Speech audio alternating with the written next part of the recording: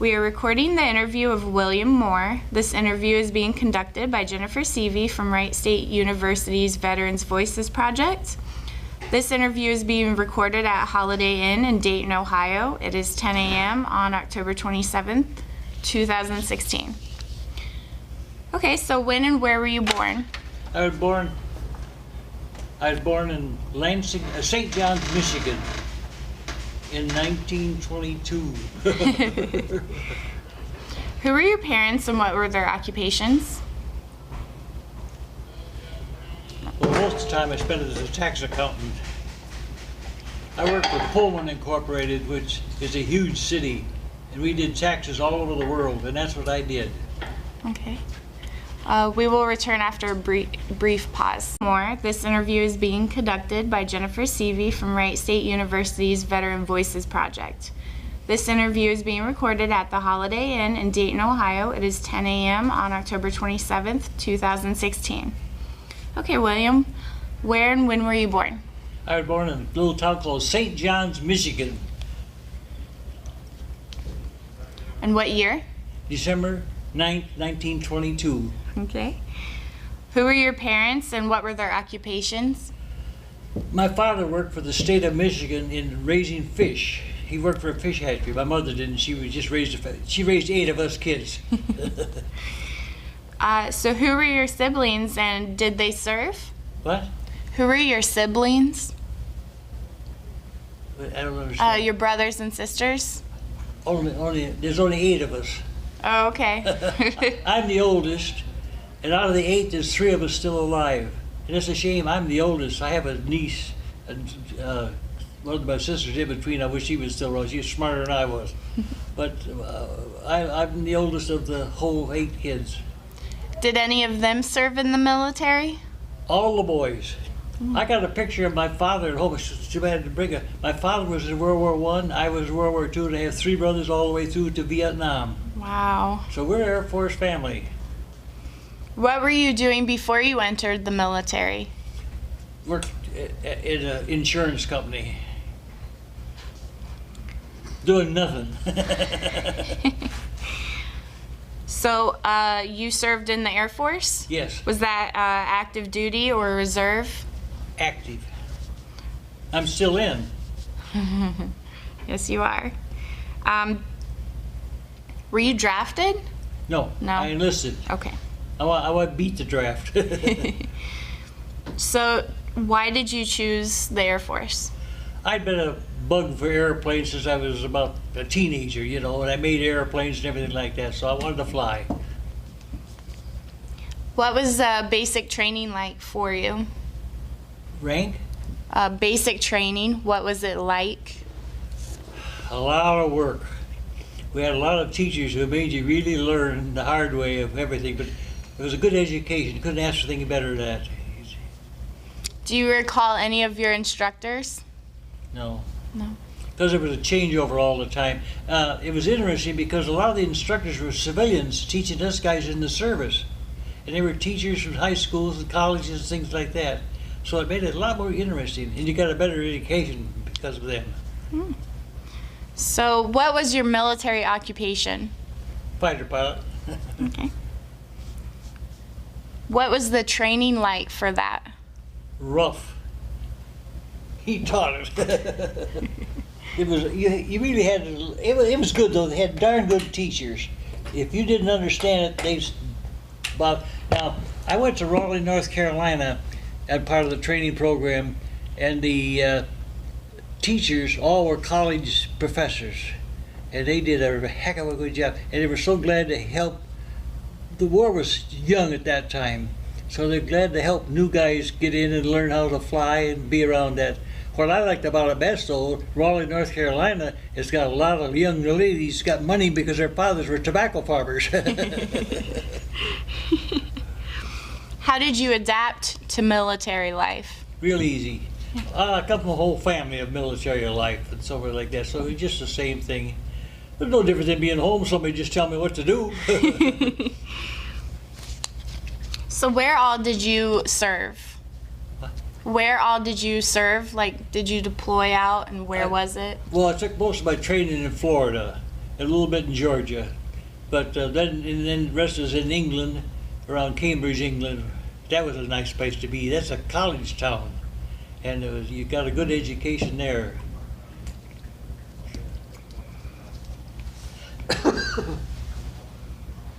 What were some of your duties while you were deployed? Where's what? What were some of your duties while you were deployed? As a boy? I don't. What was your job like when you were overseas? Fighter pilot. That's all I was. Nothing else. So you just flied over England? Did you go anywhere else? Well, France and Germany, Okay. and of course most of it was Germany because that's who we were fighting at that time. And they forgot to tell us that the Germans would shoot back at me.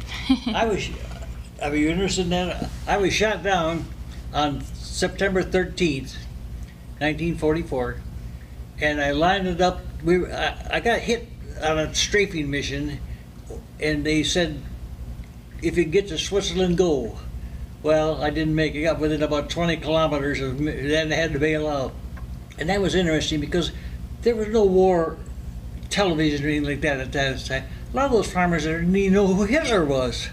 It was amazing to talk with them, and they treated me royally. Well, they gave me a glass of beer 15 minutes after I was captured.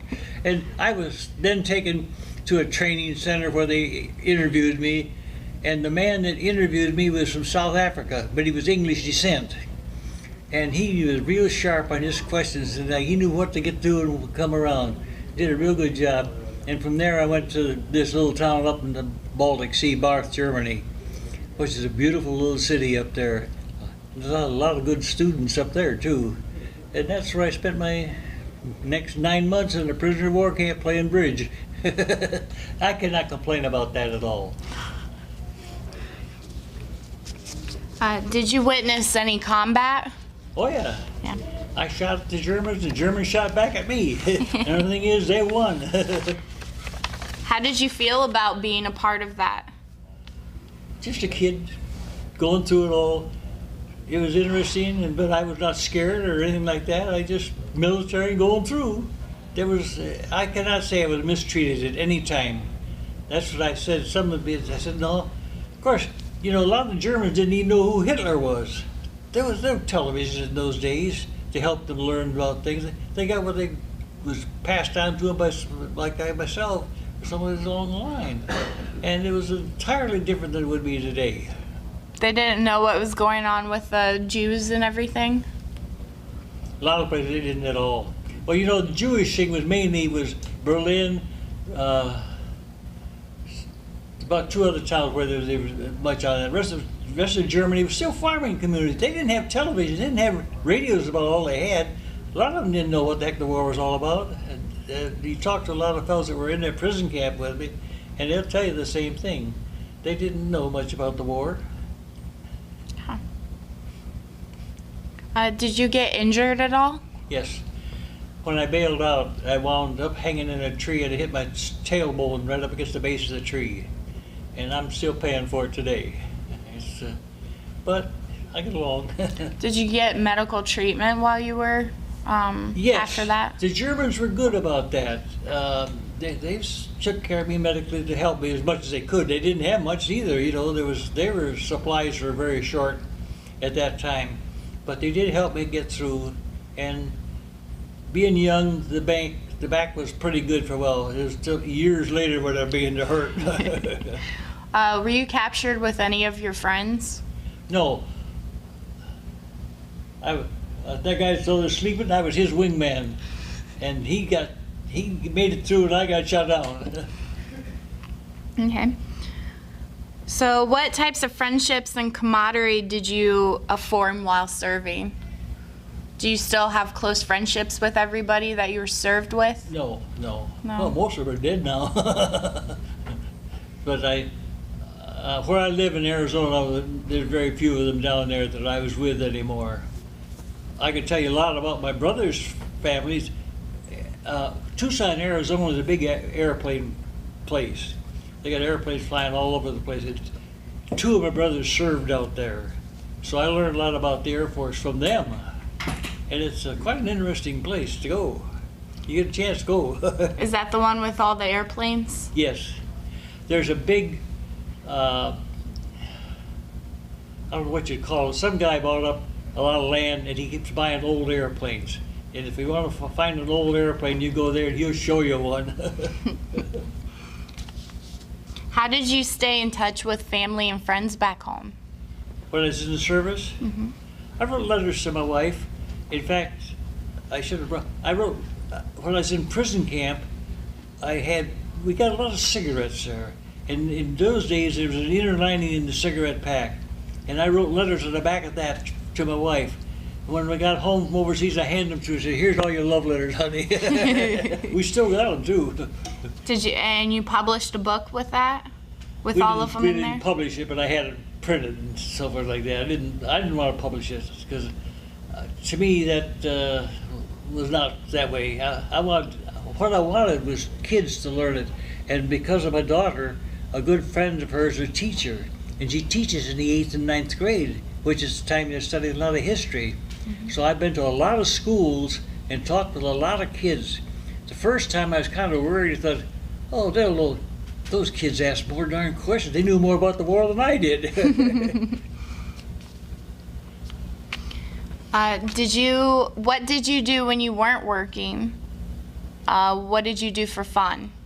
For what? For fun? When? While you were serving? Oh, whatever was going on at the place.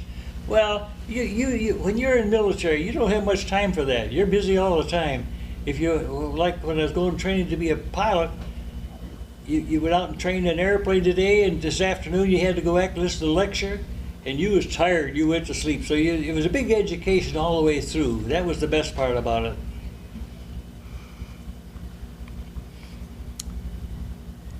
What were you feeling when you were coming back home? Nothing in particular. Just a whole bunch of people coming back at one time. They brought us back by the hundreds, same as we went overseas. And it was interesting, but all I could do when I was coming back was get back and see my wife and family. How did you come back? Did you fly back or did you come by ship? Fly back. Yeah. I went overseas by ship and flew back. It was interesting too because they took us to Le Havre, France, and flew us out of there to Denver, and then from there I had to take a train home. But it was interesting going over the ocean in an airplane because when I went overseas I was on a boat. I was serving the boat that I was on with the British Electric Line of the Mauritania, which at that time was one of the richest airplanes in the world. I was up on the main deck. Because I was an officer, I got to stay there real good.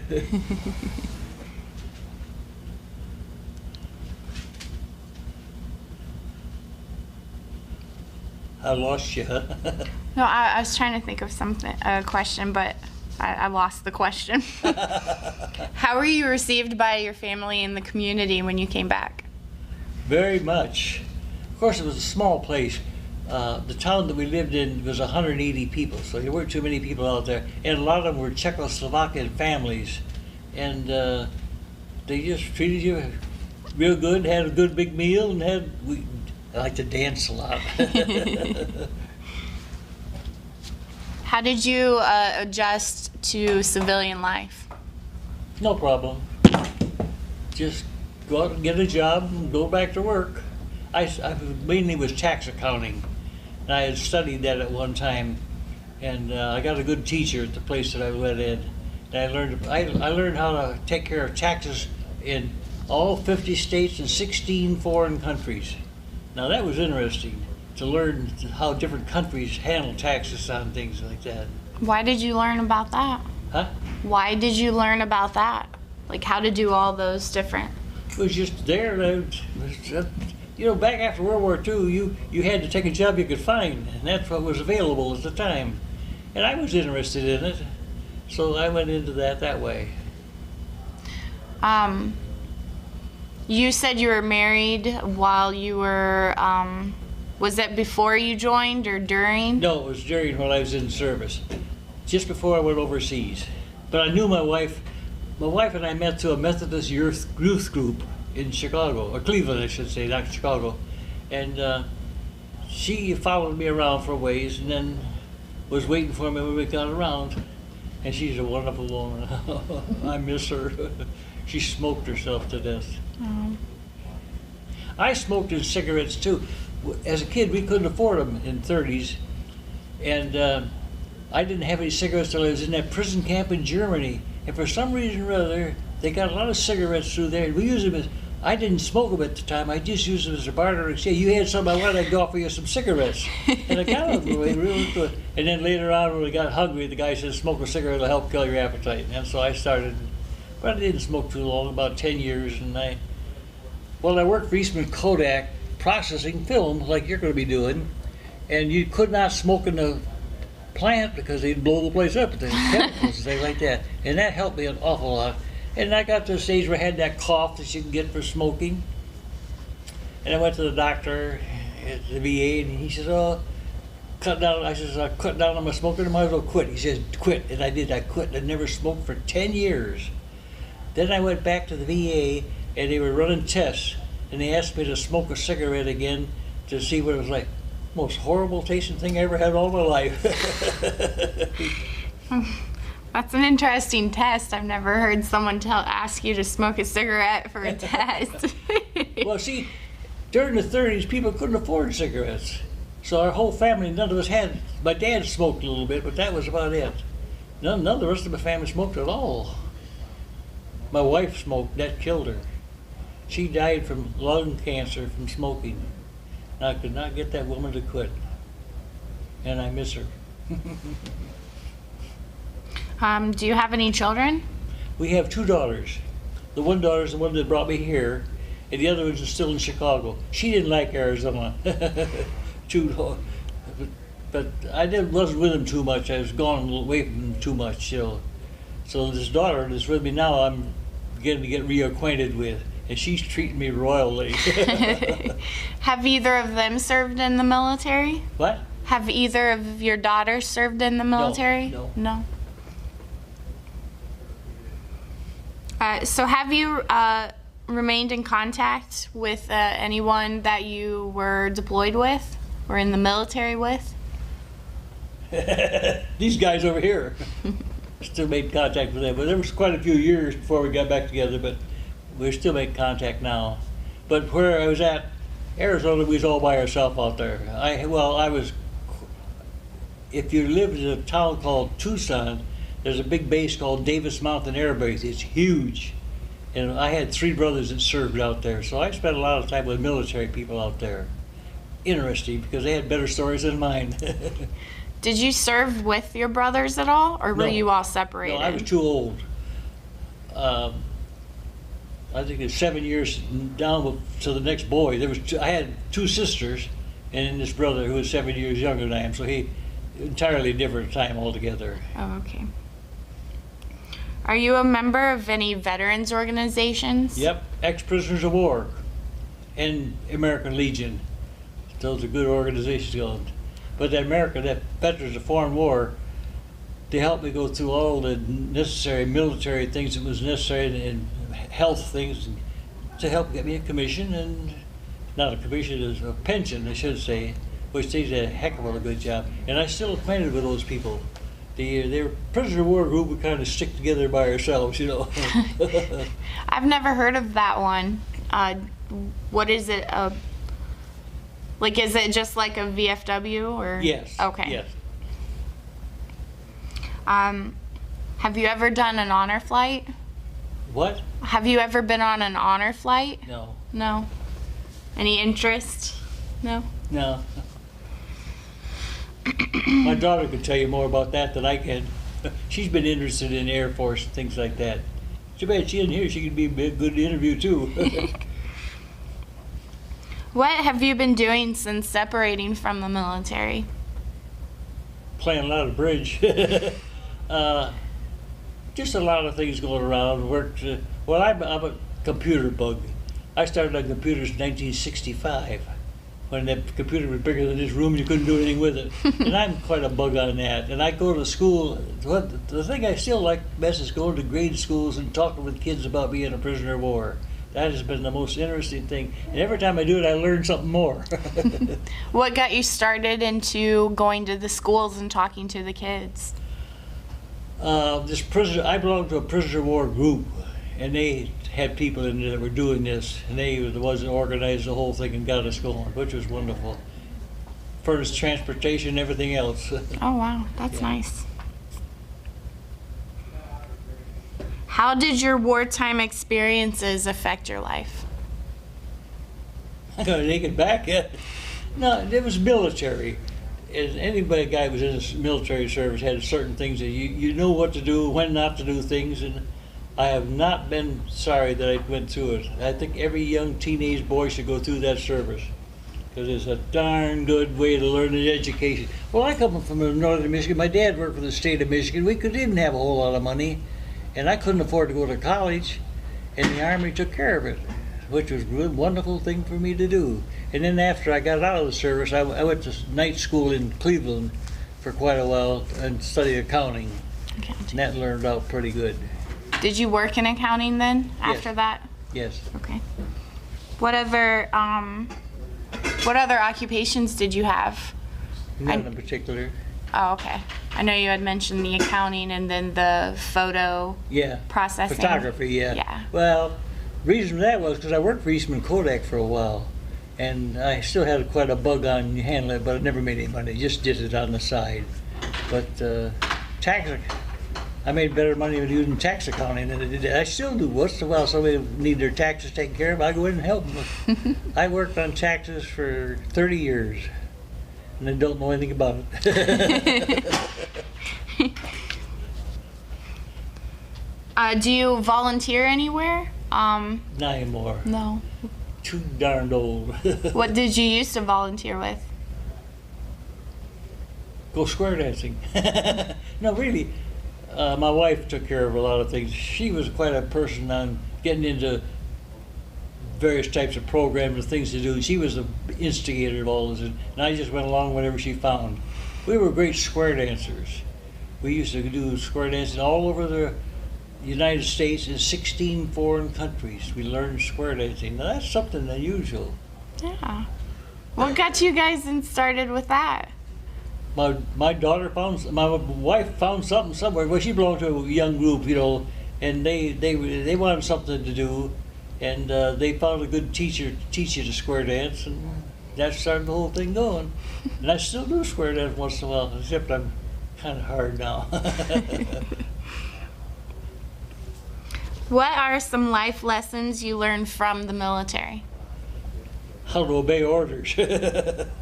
Well, when I went in, you had to have college education, and I did not have it. So they sent me to Raleigh, North Carolina State College to give me a year and a half training. They shoved 3 years of training down your throat, a year and a half, but it was good.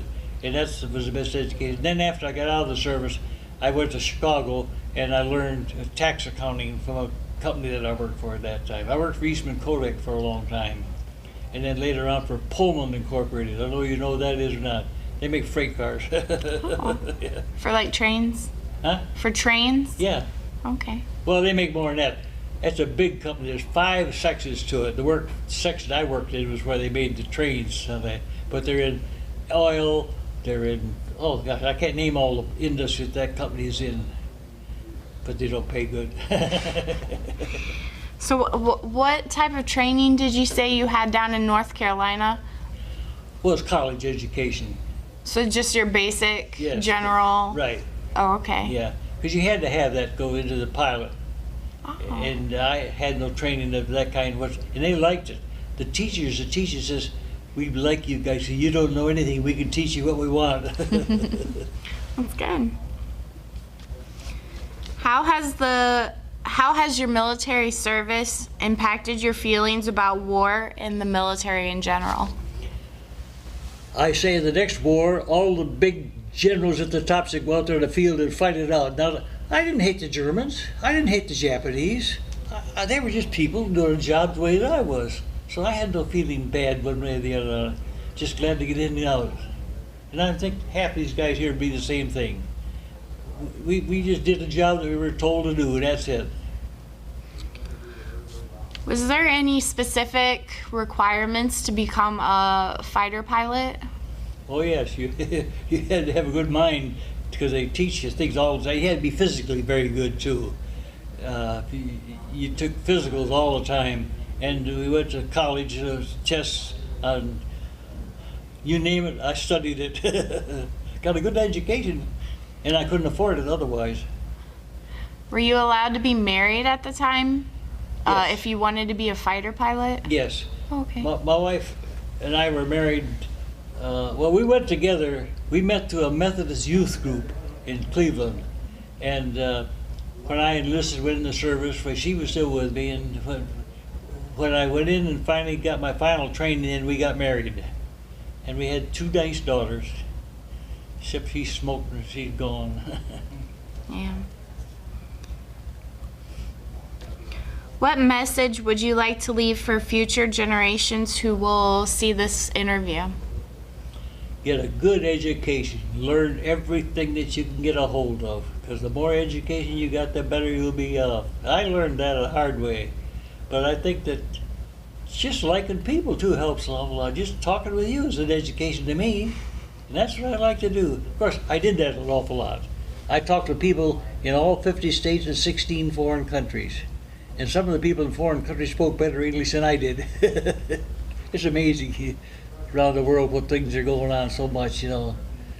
Because I'm just a hillbilly from northern Michigan. I didn't speak too good. The families around us were Czechoslovakian families that migrated into that area up there. You could talk with the men because they spoke English, but most of the women didn't speak English. You had to speak Czechoslovakian for them to get along with you. But it was a good education. And it was farming too. That was the best part about it. Did you learn any Czechoslovakian? No, didn't have to, really. I had trouble with English. And you said 16 other countries that you've been to? 5. 5. England, France, Germany, Spain. What was that, 4? Can't think of the one of it. England, France, Germany, Spain. So many of them I don't, and some of you didn't serve any time, they just in and out, you know. Oh, Poland. Poland? Poland, yes. And that was interesting. A bunch of us went over to Poland to a high school and talked with the high school kids. Those young kids come out speaking better English than we did. They were Polish teachers who had been teaching them that way, very strong. And it was, I knew very little about Poland. I knew that it was kind of in a bad situation in World War II, but beyond that I didn't know too much. But those kids had a darn good education. And I was glad that I got a chance to teach them a little bit of what I knew. Was this all a part of your prisoners of war group? No, it's after the service. Oh. How did you get involved to go over there and do that then? Where? How did you get involved to go over to Poland to speak? Well, it was in the... I'm trying to stop and think. I belonged to an ex-prisoner of war group, and they made up a group, and we went around the world with them, various places, and they were the group that took us to Poland. We weren't there very long, just a couple days, but they were trying to give us an education on what the rest of the world was like, which was very good. I didn't like English. I'm of English descent, and I didn't like the English. Couldn't understand their language.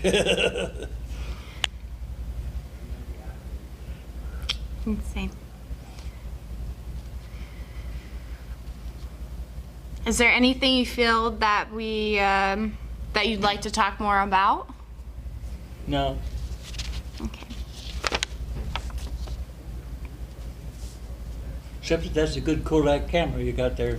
But I worked for Kodak for quite a while. I remember you saying that. But I'd like a camera like that.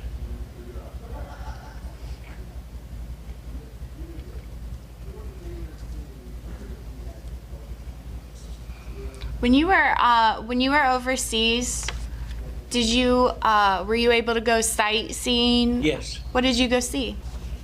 France, Germany, Poland, and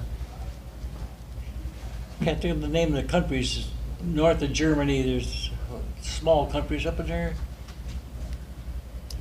I'm not thinking straight on it. Did you take it by train to go everywhere? Yes, yeah.